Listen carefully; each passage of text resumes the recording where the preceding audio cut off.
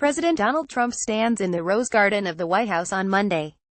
SomodevillaGetty images. Over the past few days, Donald Trump has devoted a dismayingly large amount of time to a spirited back and forth with Democratic Rep. Frederica Wilson about whether he did or didn't insult the widow of a soldier killed in Niger. He's also continued his feud with NFL players who've chosen to kneel during the national anthem. He's given shout-outs to a number of Fox News personalities, and he's taken the time to insult various eminences from his ever-growing rogues gallery, including James Comey and Hillary Clinton, neither of whom pose any immediate challenge to his presidency.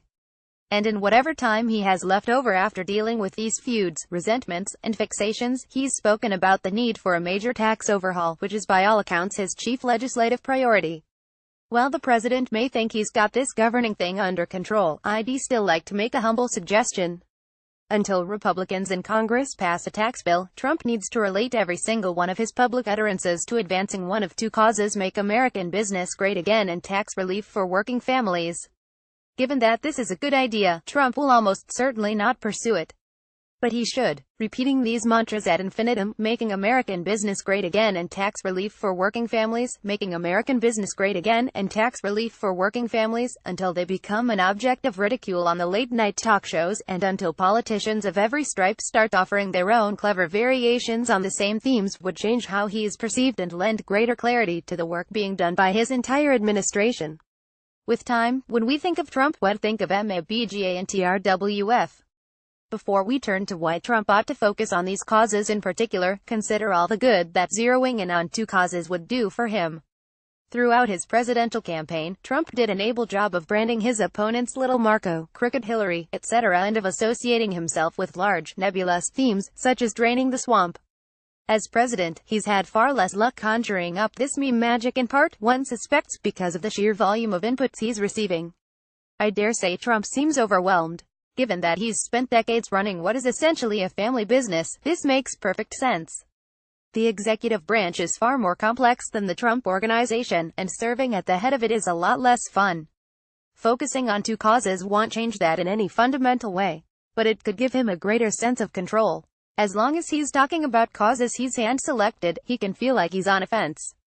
And why too exactly, given that Trump habitually sets off dozens of mini-controversies? Two simple messages would come as sweet relief to his beleaguered White House, which badly wants its unpredictable captain to be just a tiny bit more predictable. Why MABGA and TRWF? There's a lot going on in the world. North Korea is on the move. Iraq is on the verge of yet another civil war. The climate is changing. As a political matter, however, making American business great again and tax relief for working families are the right way to go. Taken together, they're a perfect fit for the Republican coalition as it is currently constituted. Join Emily Bazelon, John Dickerson, and David Plotz as they discuss and debate the week's biggest political news. Making American business great again is essentially a peace offering to the GOP establishment, which fears that its devil's bargain with Trump will come to naught if he fails to deliver on tax cuts. Every time Trump says MABGA, he will telegraph to GOP donors and business groups that he is on their side. At the same time, MABGA is a non-threatening way of invoking other Trumpian themes, such as Buy American and Hire American, because of course great American businesses would enthusiastically do both.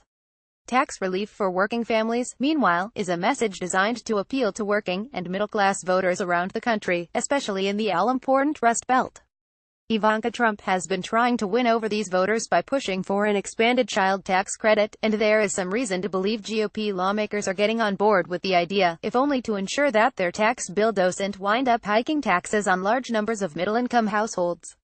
What's been missing is an aggressive push by the president himself.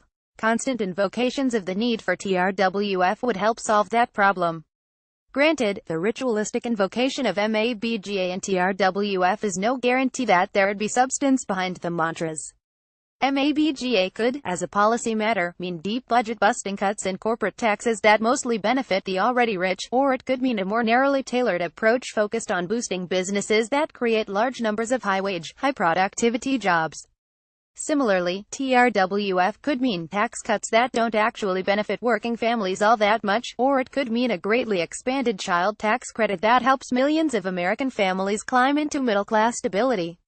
Regardless, speaking in these terms would give the president a more positive, unifying, and perhaps even uplifting message. Imagine a replay of the past few days. Donald Trump would still accuse Frederica Wilson of being wacky.